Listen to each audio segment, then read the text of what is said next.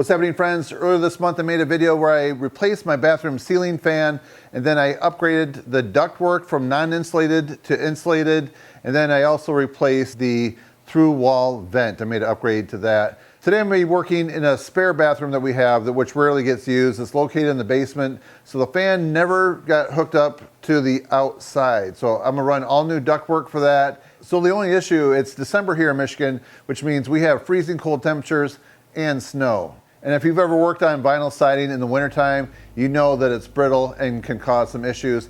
So today I'm going to show you how I finished the complete installation going through the wall and the siding in the winter. So stay tuned if you want to see how it's done.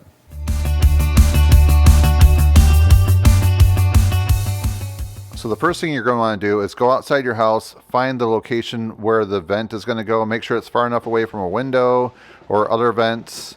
Check your building codes. Then I'm going inside my house here. This is where it's going to exit. So I have some insulation in the rim joist right there, pulling that back. And now I have a small drill bit, a longer one, so I can drill a pilot hole through. I'm using the Milwaukee insulation drill driver with the right angle attachment. That's how I'm able to get in there. So right here is where the pilot hole came through. That's exactly where I planned it. So I'm very excited that worked out. Now the weather outside is 23 degrees. When you go to drill your hole, it's going to go right there. You're going to want to go in reverse. But right now, I'm going to do something that I think is going to just help prevent this from cracking. If you go forward, then the teeth in here are sure to grab this and chip it out, and you're going to have more of a problem than what you started with. So the trick is to go in reverse. That heats the vinyl siding up, and then once you get through the vinyl siding, then you can go forward. But what I'm going to do today is one extra little step. So I thought about using this right here and just set it over that for about a minute. It's a small floodlight, and let's see what the temperature is. Siding is 16 degrees. Just going to put that on there for a minute. So I don't know if this is necessary, but I think if you're trying to put your best foot forward, this is the way to go. We're at 42. Whoa, there's 80. One spot, 83. All right, put the safety glasses on. Now we're going to go in reverse so we get all the way through.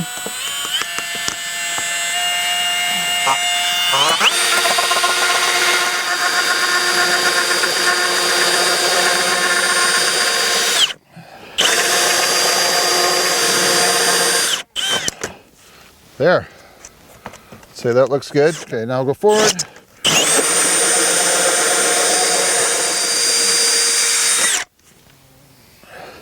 Got through the plywood. I'm gonna take a screwdriver and pry the plywood out. Let's keep going.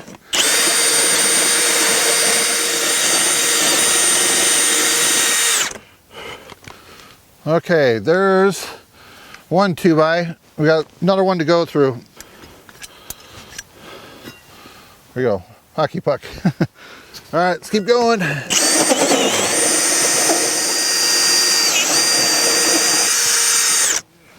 Yep. Now let's try that vent a minute. So I have this extension that I'm going to secure to this. Just see how that works. It's going to be a little tight.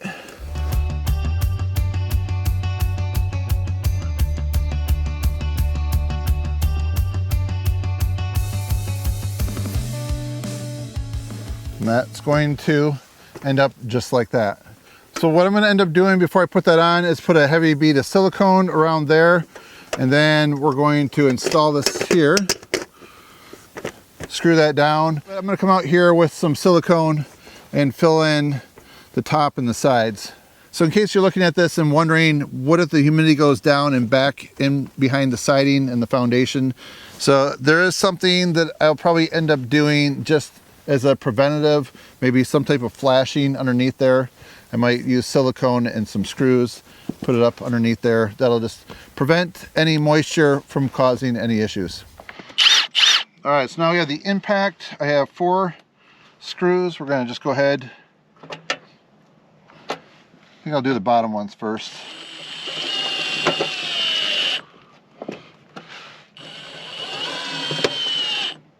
Definitely don't want to go too tight. There's no reason for that.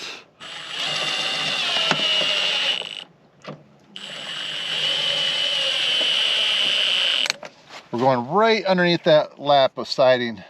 Initially I thought I would wait till it's warm, but this is all weather, crystal clear sealant, all purpose. Kind of smells like when you put those model kits together, like model cars. So it does have a kind of a strong smell. So that is telling me that it's very effective.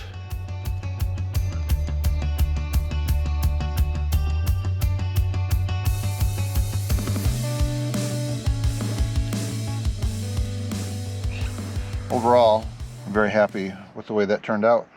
All right, let's go inside now where it's warm. Some sealant left, so I thought, you know what the heck, I'll just see if I can reach it. Just put it all the way around, just keep any drafts from coming in. Let me try over here. I'm not so sure about right there. I missed that spot. All right, everything is completely weather tight. So I highly recommend gloves like this so that way you can quickly toss them out. So now I'm putting the flexible ductwork up in the ceiling just to make it easier to connect to the fan. And I already connected this to the fan. I didn't get a chance to record it. So I taped the inner part to the fan itself with foil tape. Now I'm using a zip tie to secure it. So I'm making sure all the insulation's all the way around, and then making sure the bend isn't too much so the air isn't restricted. And now I'm hooking the other end right here, and I'm getting my foil tape ready by having a few pieces just taped to the floor joist right there. So I just slowed this part down so you can just see what the inner part of that flexible duct looks like. So that's going to slide over the metal duct that we installed earlier. And I'm using this foil tape right here. I have to separate the backing to it, and then I just tape all the way around. Make sure it's nice and secure on there. And then once it is, I pull the insulation and the foil part all the way up nice and tight. And then I bring my zip tie and secure it like I did before.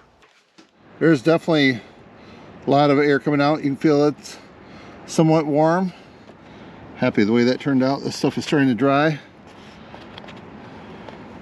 It's going to be 50 degrees in a few days, so that'll help this cure. All right, friends, so I hope you enjoyed this video. If you do, please give it a thumbs up. And if you have any questions or comments, please leave them down below. I look forward to hearing from you. And then if you'd like to see more videos like this, I recommend that you subscribe to my channel because I've got a lot more that'll be out soon.